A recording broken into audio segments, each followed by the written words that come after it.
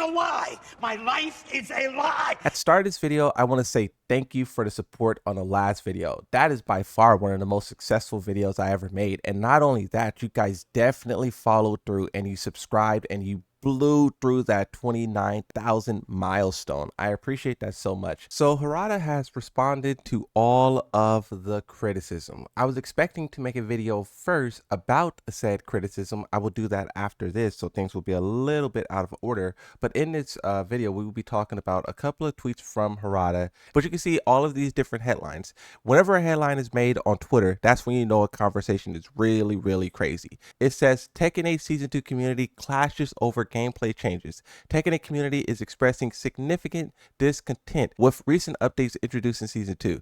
Key issues include the addition of chip damage when players successfully break throws, which many see as undermining defensive strategies. Additionally, the removal of counter hit properties from key charging has been criticized for reducing gameplay creativity and balance. Fans are frustrated at feeling that these changes do not align with the developers' promise to enhance defensive mechanics. There's a call for unity among players to voice their concerns to the developers, hoping to influence future updates to better reflect community desires for balance and enjoyable game. The key charging change was pretty weird. I get why they did it, but once again, it does restrict the players' creativity. Let's look at what Harada says. First one he is responding to where someone says Tekken 4 is the most authentic and adult Tekken ever released. I love the stages feel like actual part of the gameplay and not just canvas. Sidestepping also felt like the true next-gen step at the game. He tags Harada. Harada says, while I'm aware of this kind of praise, back then, I was absolutely bombarded with criticism. I didn't have a single ally, not one. That was well-known story inside the company, and I was under so much stress at the time that I developed a mysterious condition where all the hair on the right side of my body fell out, just the right side. Even the hair on my arms, eyebrows, and eyelashes disappeared. Now, in present day, the criticism have all forgotten their complaints, and the only ones who want to praise the game remain. That's the only reason why it's being treated like a masterpiece. For me, whether it's good or bad, this title remains consistent, a reminder and a lesson to myself. In parentheses, to make things even more confusing, the game actually ended up selling well. Metrics users' reviews were the worst in the numbering series.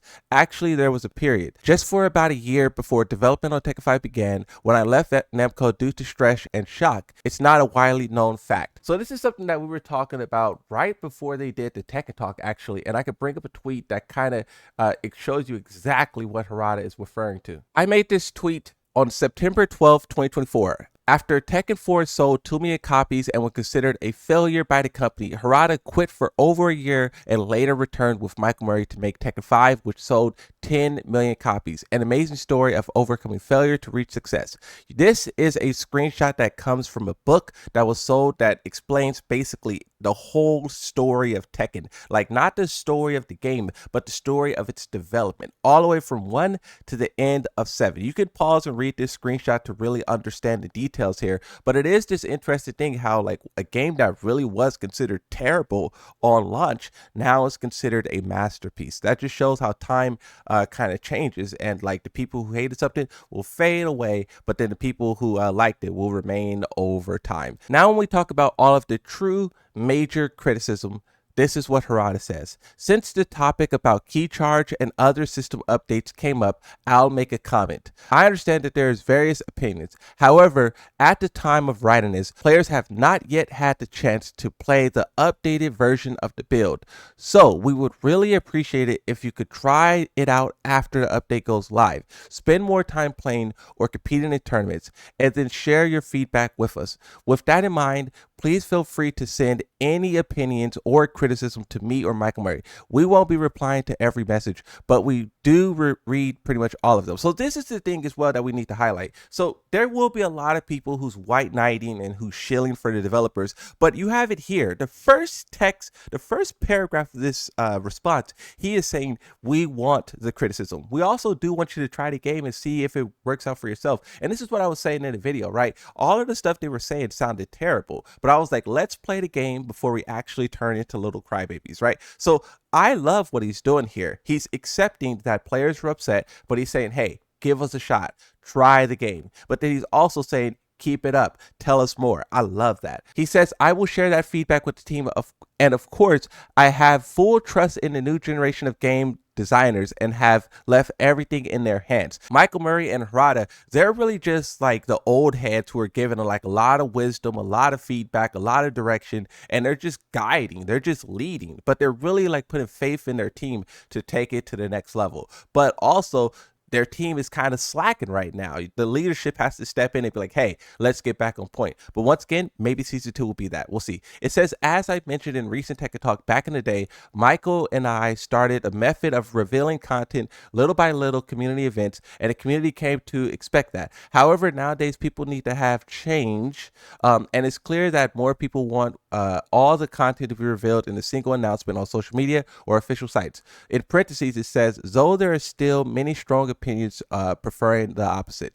So I think this is referring to the DLC and the format. They said that they will continue to do one at a time, but they also will try to adapt the model as much as possible to, satisfy players. Harada also says, in this way, the generation shifts among players are also progressing and values changing. Until now, I've responded to these kind of changes in various ways. In parentheses, it says, and that's precisely why Tekken has continued for 30 years without interruption. Harada did do a talk at GDC 2025 in San Francisco where he was talking about keeping Tekken alive for over 30 years. And that's something that, well, we don't know what he said there, but that's something that they struggle with, right? Tekken has survived through many generations, from arcades to at-home consoles, couch play, and now they're in the online era, which is expanding and changing like never before, especially when AI gets here, which is pretty much here. It says, but this time I was slow to notice the change needed in regarding to how content is announced, and beyond that, I can clearly feel that my own sensors for detecting change has dulled. Yes, precisely because I'm aware of that myself,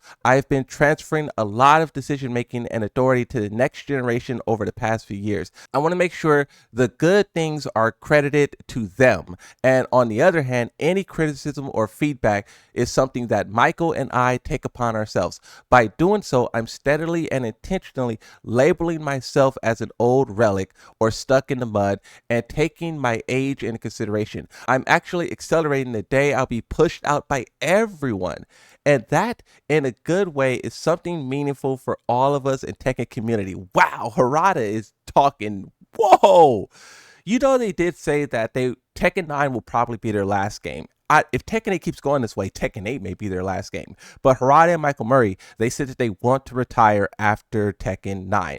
Harada is like 54. Michael Murray is like 50 or something like that. These guys are getting pretty old, right? But also, they do these Tekken Talks to show us what's new. If they're showing us something that looks trash, it's fair for us to be like, hey, that looks like garbage. And some of the players who are reacting, once again, we'll get to the reactions in another video, but some of the players that are reacting are some of the best Tekken players on the planet. And we can sniff out trash from a mile away. We don't need to play Season 2 to understand that chip damage on throw breaks is a terrible idea. You know what I mean? Harada says, that's exactly why I also said in previous programs, I exhausted almost everything to the next generation members and I trust them. All above, as everyone knows, this is the first Tekken to be released simultaneously worldwide on console without 2 years of arcades and release operations. This is a fact that has surprisingly been overlooked this time and is probably the part that set it apart from previous titles and entry in the series more than anything. Tekken 8 can be seen as a part of an ongoing evolution, and this is still plenty of room for change based on your feedback, just like arcade versions in the past evolved without exception. But see, here's the difference from arcades. Arcades is like an investment. Like you go there, you put your little quarters in, and then you play.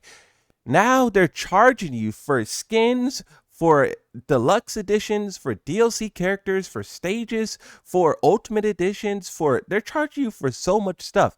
And that comes with a different expectation. They cannot say, hey guys, year one was basically the arcade, and we all know arcades are trash. The game will get better. That's not really an excuse you can say anymore when you're charging people upwards of 100 and more. I get what they're saying. It is true. But if they felt that way, they should have made Tekken 8 Year 1 a beta and made it free to play. It then charge in Season 2. But when you start charging people, there's an expectation that comes with that.